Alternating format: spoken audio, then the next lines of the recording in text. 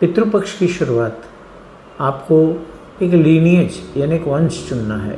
उसका अर्थ ये होता है कि या आप अपने पिताजी का या अपने माताजी का किसी भी लीनिएज को चुनें। हम अभी यहाँ पे एक बहुत गहरा डिफरेंस लाने वाले हैं, और वो डिफरेंस है कि क्या हम सिर्फ पिताजी के लीनिएज को ही पितृश्राद्ध करेंगे, माताजी के क्यों नहीं।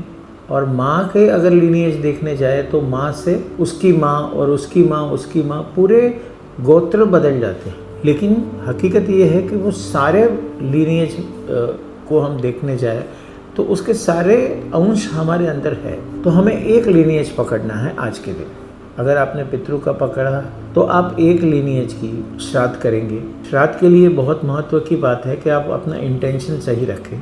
और श्राद्ध करने के लिए आपको ये समझना है कि ये एक सिर्फ श्रद्धा नहीं है, अंधश्रद्धा नहीं है, ये विज्ञान है। और विज्ञान के हिसाब से दो तरीके से चीज़ें बदलती हैं। एक बदलता है जो हमारे पुराणों में कथा की गई है, लिखा गया है कि इस वक्त पे ऐश्वर्य शक्ति बहुत कम हो जाती, दानवों की शक्ति बढ़ जाती है, और इसीलिए पितृ हमारी रक्षा करते हैं। और जब वो रक्षा करते हैं तो उन्हें एक हम अपना ग्रेटिट्यूड प्रेजेंट करते हैं, उनके लिए सारी व्यवस्था रखते हैं। पितृ कहीं भी हो, कितने भी जन्म ले चुके हो, कोई भी स्थान पे हो, या फिर दो लोग के बीच में अटके हुए हो, वो सारे के सारे आपके पास आते हैं।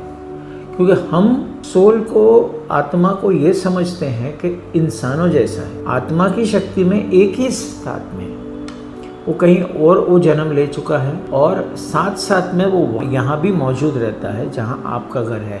आप कहेंगे मैंने घर बदल दिया है, तो भी वो आपको ढूंढ के आते हैं, और ये 15 दिन आपके घर के आसपास होते हैं। तो पहला तो सबसे इम्पोर्टेंट है कि एक इंटेंशन रखें। लीनिएज का अर्थ है पिताजी, पिताजी के पिताजी का लीनिएज, उनके जो भी भाई बहन जो भी कुछ है वो सारे इसमें इंक्लूड होते हैं। तो एक लीनिएज, एक वंश का हम यहाँ पे इंटेंशन रखें, यानी कि 7 लीनिएज में एक लीनिएज हम पकड़ेंगे। ऐसे करते करते एक मदर साइड का, एक फादर साइड का, और ये करते करते हम 14 लीनिएज पे जाएंगे, और आखिरी दिन सर्व पितरों को एक साथ हम श्राद्ध करेंगे। तो आज हमें एक इंटेंशन रखना है, उनके लिए ग्रैटिट्यूड, उनके लिए उनकी पसंद का खाना, और जो भी खाना आप बनाते हो वो पहले कौवे के लिए, गाय के लिए, पक्षी के लिए निकाल के रखें, और एक दक्षिण की तरफ मुंह रख के उनको याद करके 5 मिनट उनके लिए प्रार्थना करें, उनकी मुक्ति के लिए प्रार्थना करें, उनकी तृप्ति के लिए प्रार्थना करें, और